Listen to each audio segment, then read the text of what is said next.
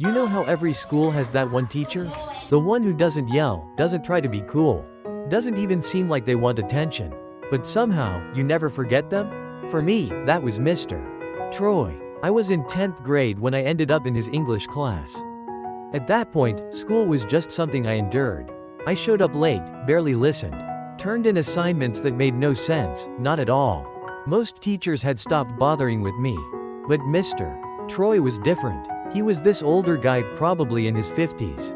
Salt and pepper hair, glasses always sliding down his nose. Wore the same coffee-stained brown blazer every day.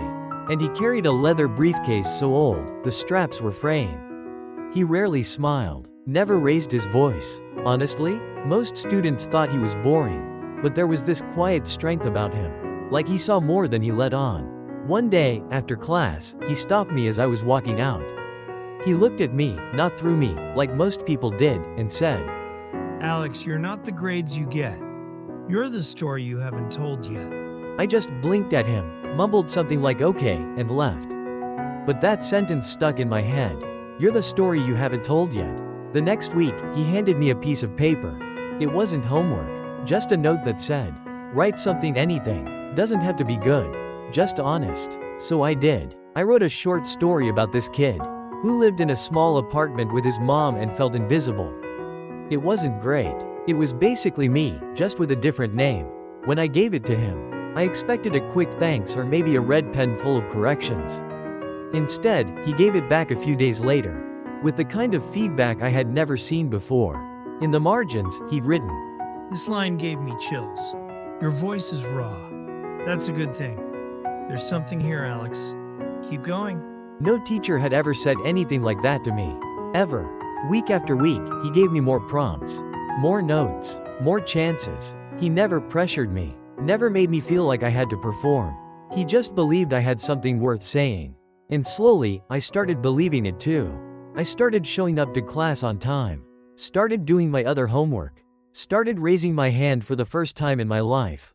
By the end of senior year, I had a 3.3 GPA. I got accepted into a college I never thought I could get into with a partial scholarship for creative writing. I was going to tell Mr. Troy at graduation. I was going to thank him, hug him, tell him he saved my life. But he wasn't there. We found out a few days later he had passed away. Cancer. He'd been sick for over a year. And no one knew, not even the school. He just kept showing up, day after day, even while he was in pain. I was in shock. It felt like the ground had disappeared from under me. Then, about a week later, a letter came in the mail. It was from him. He must have written it before he passed, and asked someone to send it out. It read, "Dear Alex, I always knew there was more to you than what people saw. You reminded me why I chose to teach in the first place. Your words have weight. Let them carry you. Don't stop writing. The world needs your voice. Mr. Troy." I sat on the porch and just cried. Not the quiet kind, either.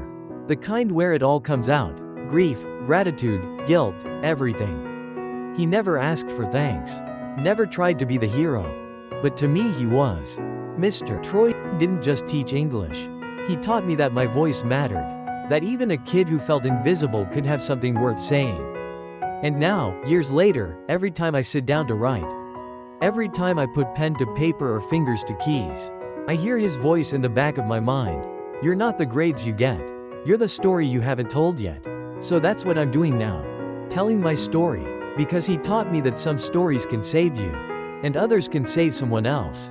Thank you for listening. If this reminded you of someone who believed in you even when you didn't, hold on to that, and maybe tell them thank you. And if you enjoyed this story, don't forget to like, share, and subscribe for more stories like this one. Your support means the world.